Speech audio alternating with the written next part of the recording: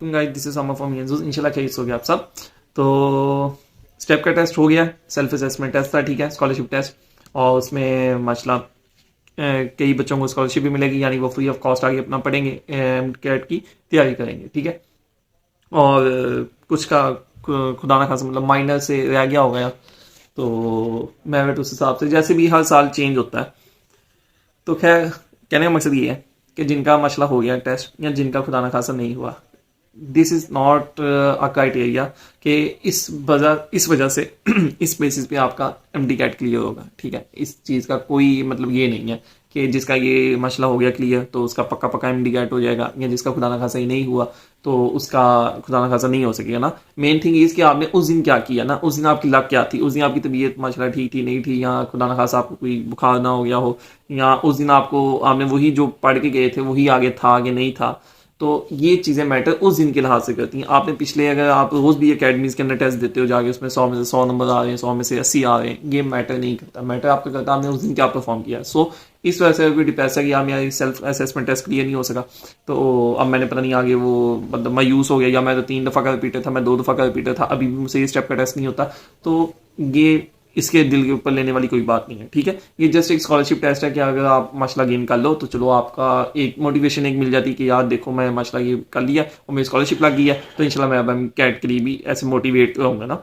तो जिनका खुदा ना खासा नहीं हुआ तो ये नहीं है क्या वो डिप्रेस होकर बैठ जाएंगे यार हमें आता नहीं था। मैं मेरा साथ दोस्त है, ठीक है, वो माशाल्लाह क्यूएमसी बैठा है और उसका एक एमसीक्यू मुझसे भी ज़्यादा मसला ठीक था, उसका नहीं हुआ था स्टेप का टेस्ट के लिए। सेकेंड टाइम जब हमने रिपीट किया था वो मेरा अल्लाह का शुक्र हो गया था। तो ये मैटर नहीं करता, ठीक है। तो बाकी ये है कि अब आपने अब टाइमली कैट को अब पढ़ना स्टार्ट कर देना इंशाल्लाह, ठीक है। एफएससी के पेपर्स भी आ रहे हैं, वो 1-2 महीने बाद, अब मार्च के अंदर आई थिंक मैटर के उसके बाद फिर एफएससी के स्टार्ट हो जाएंगी। तो आप अपना रेगुलर एक रूटीन बना लें और एमडी कैट को इसे साथ लेके चलें। 4 घंटे 6 घंटे एटलीस्ट 4 घंटे बल्कि 6 घंटे ही आप रखें ना, ठीक है। और इसे इंशाल्लाह आप कैरी ऑन करें, हर नमाज के बाद 1 घंटे का टाइम रखें तो इंशाल्लाह आपके लिए बहुत ईज हो जाएगा पढ़ना भी और इसे टैकल करना भी। बाकी यही है कि अपनी बुक्स को पहले प्रायोरिटी दें, ठीक है। पंजाब वाले फेडरल की तरफ ना पहले भागे हैं, फेडरल वाले पंजाब की तरफ ना पहले भागे, पहले अपने अपने सूबे को प्रायोरिटी दे लें, ठीक है। जब माशाल्लाह आपको अच्छी तरह ये याद हो जाए इसके बाद फिर आप दूसरी बुक्स की तरफ जाएं। बाकी ये जो नोट्स हैं ये चीज़ें ये एक्स्ट्रा चीज़ें होती हैं, जब तक आपको अपनी बुक नहीं ना रटी हुई, ठीक है, आपका ये नोट्स का कोई वो चार्म नहीं आता।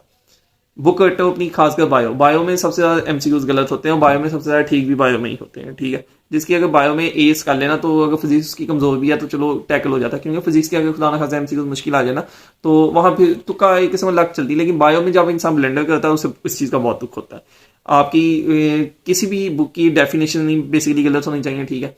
और इसी के अलावा इसलिए मैं बायो के ऊपर ज्यादा जोर इसलिए देता हूँ कि यार ये बुक की लाइन्स होती है ना, अगर आपने इन्हें रट लिया, कंसेप्ट ले लिया, रट लिया, इन्हें जितना बैठो एक तो उतना कम है ना, ये भूलता भी बहुत है, बायो भूलती है, ठीक है। खासकर जैसे वो माइटोसिस मियोसिस वाला चैप्टर था, पता नहीं आप लोगों के वो इंक्लूड है कि नहीं है, जिसमें वो सेल साइकिल होता है, ठीक है, जी फेज है ऐसे, या जैसे वो प्लांटी एनिमेलिया और प्लांटी ऐसे चैप्टर्स को आप एंड के लिए रखें, तो इसलिए हो सकता है कि इनमें से कोई एमसीक्यूज भी ना आए, ठीक है, अल्लाह करे इनमें से आया ही ना करे ना।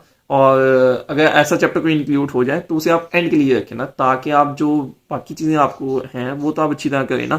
अब एनिमेलिया प्लांटिंग में से कोई ऐसा एमसीक्यू आ जाए जिसने पूरी भी पढ़ा हो तो वहां एक एमसीक्यू सपोज आ गया या 3 आ गए हैं तो आप वो तुक्के ही मारेंगे ना फिर, ठीक है। लेकिन जो चीजें तुक्के मारने वाली नहीं है, जैसे बाकी चैप्टर्स हैं, होम्योस्टेसिस हैं या बाकी और तरह के चैप्टर्स हैं, उन्हें आप अच्छी तरह रटें ना, कि उनमें से आपको कोई गलत नहीं होना चाहिए, ठीक है। तो बेसिकली या डिप्रेस होने की जरूरत नहीं होती। और अवाम ने ना बहुत ववेला इसे मचा लिया, एमडी कैट खप करना, आगे जाके आप हालात देखें और फिर सोचें ना कि क्या सूरत हाल चलेगी। नहीं कि ना तो किसी जो फ्रेशली ग्रेजुएट होता है ना उसकी तरफ चलेगा, या उसे छोड़ो आप वो इंस्टाग्राम पे जाएं डॉक्टर वलीद वहाँ लिखें, ठीक है, माशाल्लाह उसके आई थिंक 32 या 29 गोल्ड मेडल से लाइक के अभी तक पंजाब की हिस्ट्री में शायद इतने नहीं आए ना, हाँ ज़्यादा मुझे पता है वल्लाह आलम। तो कहने का मकसद है कि वो भी आप प्लेब देखे ना बाहर जाने की तैयारी कर रहा है यूके। तो इतना पढ़ने के बाद इतना वो स्ट्रगल करने के बाद कैसे एम कैट उसने भी सारी बात दिया होगा, उसके बाद एमबीबीएस में उसने माशाल्लाह इतनी स्ट्रगल की जैसे भी किया, और फिर उसके बाद आके ये हाल है कि वो कह रहा है कि मैं यार बाहर जा रहा हूँ अब।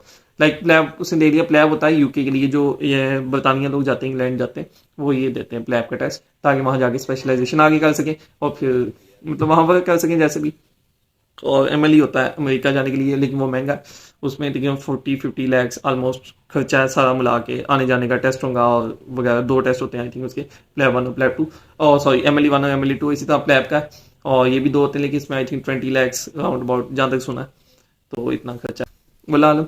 तो खैर ये था बताने के लिए आपको कि भाई टेंशन लेनी कुछ नहीं होता, पढ़ी जाओ अपना सुकूनदार। जिसका मसला हो गया ठीक है, वो खुशी बनाए, लेकिन जिसका खुदा न खासा नहीं हुआ तो वो टेंशन ना ले, तो अपना सुकून से पढ़ो। ये कोई फिल्टर नहीं है ना लिटमस है कि इसी बेस पे आपका एमडीकेट होना है, ठीक है। तो बाकी अपना ख्याल रखिएगा, कोई और क्वेरी हो आपकी आप पूछ सकते हैं, काफ़ी देर बाद में वीडियो बनाई है, ठीक है।